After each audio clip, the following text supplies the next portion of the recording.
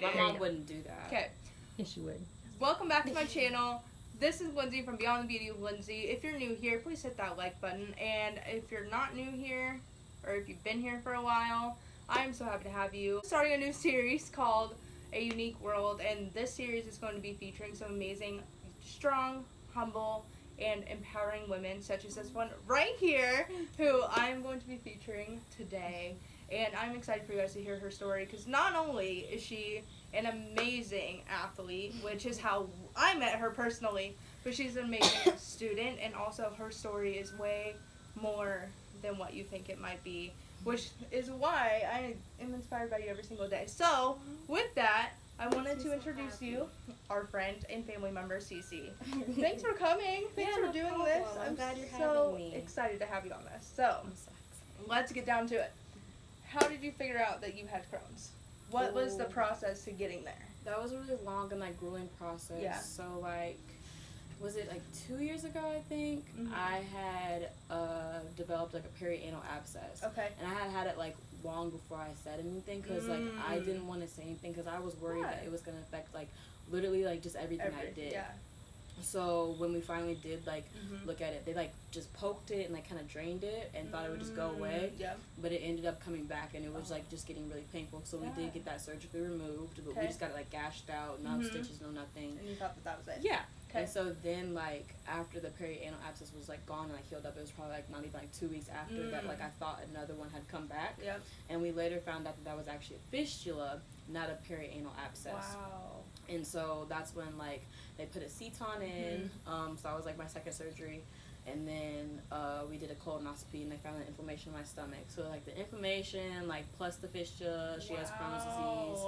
And then I was diagnosed in June of 2018. Wow. And how old are you? I'm 16. So look at that. So probably early 15. 14, 15, yeah. around then. So wow, you had to be strong for a long time now. Okay, so then what spurred, since you knew you had it, but you didn't want to say anything, did your mom know? Did your family know? Or were you just I don't know what to say yet? About Crohn's disease or just the perianal abscess? Yes, that. The abscess? So I wasn't telling anybody. I probably had the abscess for maybe 9 months before I said anything, because I was so worried about figuring it out. Yeah, and so and it really didn't bother me as much at first. It looked bad, but it didn't really cause me pain. I would drain it myself in the shower and stuff, and just go on about my day. Right. So finally one day I was I couldn't pop it drain it myself. So that's why I told them. And my mom looked at it and she was like babe, what is this? She was calling my dad and everything, and so scheduled a doctor appointment immediately, and then the whole process. Okay, that makes sense. But that takes a lot of strength and courage for you to just also, and mentally too, to figure out, okay, how do I deal with this? How do I even internally understand what's happening to me? Because you are an athlete. What sports do you play?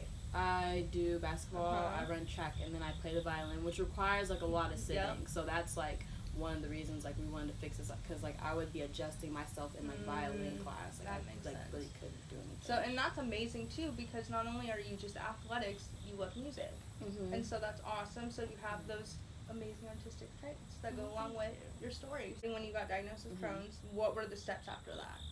Literally, we just, because I still had the Ceton in when I was diagnosed with Crohn's, and that was the Ceton was put in my fistula to constantly drain it. Right. And well, first I didn't like something hanging out of that area. Right. I was really working on my self-confidence, because it came down a lot. It was just, they put me on a whole bunch of pills and everything. They were even How'd talking. that make you feel? I was worried, because they were talking about putting me on steroids and everything, and they're you can't even take ibuprofen and everything. So the only really painful I can take is Tylenol. Right. It was just, and they were talking about infusions, and they were it's kind of like chemotherapy. Changing your life. Yeah, and I was chemotherapy, that's cancer. Yeah. I was so worried. So in this moment, Cece, along with her family, are now realizing that the medications, the steroids, and all the different options that she was given are kind of just the same as having chemotherapy when you have cancer. So this not only raises Cece's awareness as to how severe this situation is, but it also raises her family's awareness as well, which cannot be good feeling. Then I got into my flare, and a flare is just when you have constant pain. My pain was at a 4, a 5, every day. Wow. And it was really bad. I was playing in basketball with that. It was just that bad. And so they actually put me on an all formula diet. Okay. So it was just all liquid. So I drank formula and water for like 8 weeks. Wow. Just to see what the difference would be? Okay, yeah. I It remember did, that. it did help with like the pain like a lot, but like I did end up like losing like a couple pounds. Like I like weighed like 144 like before like I was diagnosed with Crohn's, and like I went down to like a 132. Which is unfortunately kind of normal because you're trying to figure everything out. But what about while you're on that liquid diet, you're also playing sports, you're also in school full time, and then you're also just trying to figure out social life, everything else. So you said self-confidence, which is also something I want to talk about. You said that kind of went down a little bit. How did you end up coming back at it? Because I wouldn't notice that. I'd even not known you. Obviously, I know you. But how did you kind of figure out how to build that back up? Because you have amazing confidence. I really like, let me think, because that's like a hard one. It was like the support from like my family and like my friends and like everyone just being there, because like literally I was like getting gifts from my friends. I was like getting text messages, people were posting. Like it was just knowing that I had the support and like I still had that love and everything. It helped. Like even though like the doctors were like all constantly like looking at me, and I was just like judgment please factor. Yeah, and I was like please, I just like don't want to do this. So it was like hard like self-confidence wise, but like I remember like my 16th birthday party, like I realized like I'm gonna be okay. Like this you had that peace with it. That's incredible. That's amazing. Kudos to you. I'm so proud of you. Thank you. Because you have radiant energy, which I love. You give me energy all the time when I see your mom posting on Instagram, Snapchat, everything, which oh my goodness, will be posted of those links to follow because she's amazing. Literally, you give many people, I feel like, not even me, but many people, the reason to never give up. If you're doing it, if you're out on the court and you don't feel good, why shouldn't we be doing what we want to do too? And so the next question I have for you is, how are you planning to continue with all your sports and then your future goals while continuing to manage your Crohn's? Well, that is kind of hard because like now that I'm like 16, I'm about to be 17 in January. Like I've talked to my mom about like I have to like start taking like more responsibility on my own like medicine, like because it is me, so I can't always like depend on my mom, like rely on my mom. So like we've talked to my doctors and everything. Like I know that like I know how to like get my infusions like out of town, like out of state and everything. And like I know like my pills and everything. Like I know when to take them. So like when the doctors like ask the questions at the hospital, like I'm starting to answer them by myself, which I'm really happy about. Because I've been there too. I'm getting the questions right, and so like I've just like started to take like more responsibility on like my own medicine. And I think that also helps you own it too, and knowing that I know my body. As much as our parents and family knows us really well, we know our body. And so for you to want to ask those questions, and even if you kind of feel like you know it all, because I think we all get to that point when we know our body, you still should ask questions and knowing, okay, is this what to do, what not to do, what can I do, what should I do, especially when you become an adult, because then it's all on you. Yeah, because my mom's not going to be here forever. So. Right, well, and not only that, your mom loves you, family loves you, they're going to support you, check in on you, but to realize, okay, I need to become responsible, that's a lot of weight for anyone to think about. Just when you turn 18, you go off to college and do all that, but to add medical onto it, and to really think of that takes a lot of time, energy, which I'm proud of you for making that a responsibility and top priority. Not many people know that, so that's awesome. I know that you've changed your diet. You kind of mentioned that a little bit. I'm on the paleo diet. Yeah, so how did you get to that place? Because I felt like that was an interesting point to make, because everyone's diet is different depending on the level of the disease, correct, of Crohn's? Yeah, like some people, like they don't even eat anymore. Like it's all like liquid. Some people just get their like intestine like taken out and get the fat put in. So it's like different for everybody. Because like with every Crohn's story, like I've listened to like so many like young people and like older people, it's never the same. And so but I got on the paleo diet like after my all formula diet. Like we realized that like food is like a big deal. Like we realized that before, but we just didn't care. Like we were just like, we're gonna do this. Figure it out. We'd eat fast food like. All the time, but like we wouldn't care, you know. But we realized that like if this is how I'm gonna be living, I need to like start making changes. And so like when I did change, like after the all formula diet, we looked at like different types of diets and everything. And the paleo diet was like one of like the higher ones, the one that I really liked. Like I am on the paleo diet. I do cheat sometimes. Hey, we all do it. It's okay. That's normal. I do it too. But it's like It's really beneficial. Yeah. Like, it's been like fun because like my mom will like try new recipes and everything. And she's not a cooker. Hey, it happens. So she'll like mess up like a brownie recipe or something. But like we're getting there. Like we've come like a long way to figure out what you like and don't like, and that's part of the process too. I think that once you lock it down and you know, it makes it easier to dealing with it because then you know, okay, we don't have to do all this trial and error. That's just part of the routine, part of that life. But then you're like, okay, now we know what we don't like, what we like. But then when you start cooking on your own, you know it. Yeah. And plus, you have your mom to teach you too, because she's already made the mistakes. We're also gonna make the mistakes sometimes. I still mess up. I do cheat too, but also when you cheat, you know what you're getting into. Yeah, At the like same you know time. the consequences. Yeah. Like if I have these hot fries right now, Exactly, I know it's gonna affect me later. Exactly, and that's why too. Like, but we're human. Mm-hmm. We're gonna do those things, and that's why too. I talk a lot about on my channel, and even with the series, is explaining that no one's perfect. We don't need to follow this exact regimen because everyone is different. Whatever diagnosis it is, it's really about you, and you're at the core of that. So your doctor can say one thing, whether yes they have all that knowledge, but you know yourself, and you know what you're in for. Like you said, if you want to have those hot fries, have them and enjoy them and live your best life. But also, you gotta finish out your diet the rest of the day. So when you travel, how does that affect you? Well, my I'm mom assuming has energy is a big thing. Yeah. Yeah. I just have to make sure like, I get a lot of sleep and everything. Snacks. Yeah. We like literally like before we go someplace like Chicago or something, we're already like researching like what places are around, That's like smart. where to go, where the fruits are and everything. Yep. We always bring.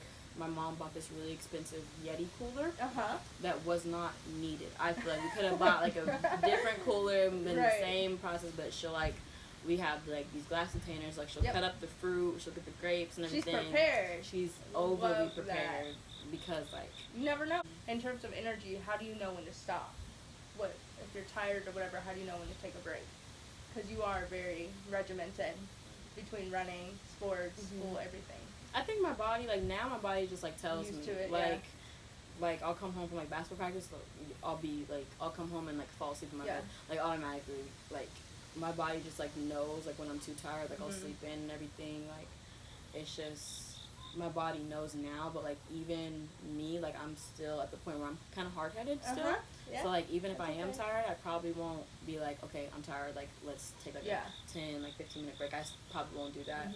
And like that's like something that I still need to work on because I'm not perfect, so I do still need to work on like knowing like if you are tired, just like take a break.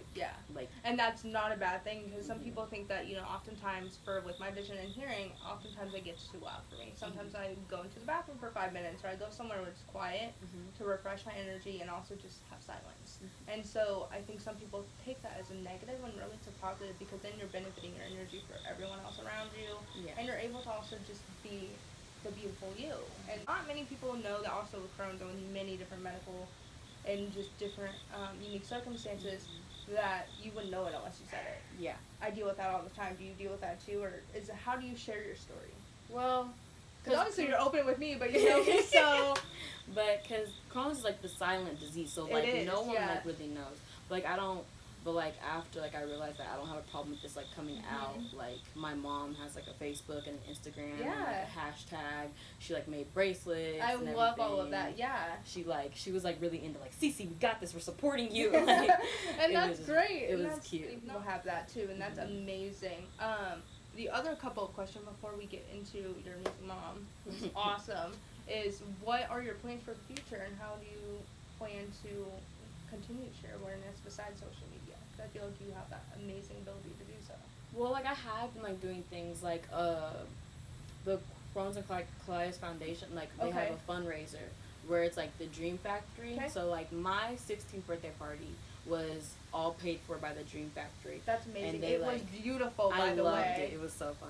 But they like just grant wishes for kids. So it's just specific to Crohn's or everything? No, like I've seen like kids with like UC get wishes. It's just a different part of Make-A-Wish. Mm-hmm. Gotcha. Okay. And like it's like all like donations. That's amazing. And like it was really, but they had this big fundraiser. It was like huge. It was beautiful and everything.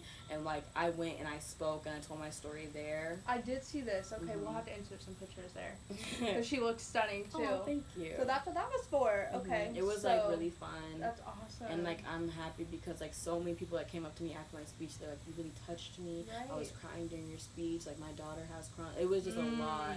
And like my daughter could never have done this. So like I hope I inspire like other kids like not like be like afraid and everything because like when I finally opened up about Crohn's, I met like so many people like it's amazing that floodgate that happens when you do that. It was just really nice. So like in the future, I hope to like continue like to talk about my story and everything. Like I hope my Instagram, well my mom's Instagram, let's get it right. My mom's Facebook like kind of blows up, so like I can like touch other people and other people can like see that like, it's gonna be okay. I mean, does that make you nervous, or are you just more empowered now that you've gone through the two and a half year period of figuring it all out? Now you have everything kind of figured out.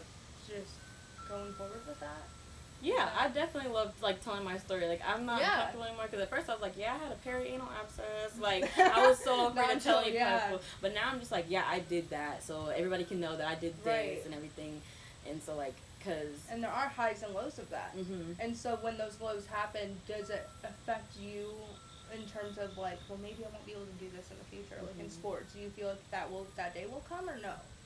Or are you just like, I'm gonna do whatever I have to do? I try not to like think about that because like I feel like I have thought about it, like obviously, but if I don't think about it and I keep like living in the now and like thinking about the future instead of like worrying about the future and like having that affect the now, then that's like completely different. So I have a completely different mindset about it. Know where you want to go to school or what you want to do for school? Has any of this kind of inspired what you want to do for school? I kind of want to follow my mom's footsteps and do study psychology. And become a marriage and family therapist. Look at that. Because like I don't know, kind of just like growing up around here, like I remember she'd have these CDs in the cars playing about her books and everything, and like I just loved it. Like the brain is like so crazy, and like feelings and emotions. Especially with what you have too. That's a factor of it. That's so awesome. It's just like I just love it. For schools, I thought about Michigan University, just one of like my major schools, but like I always like.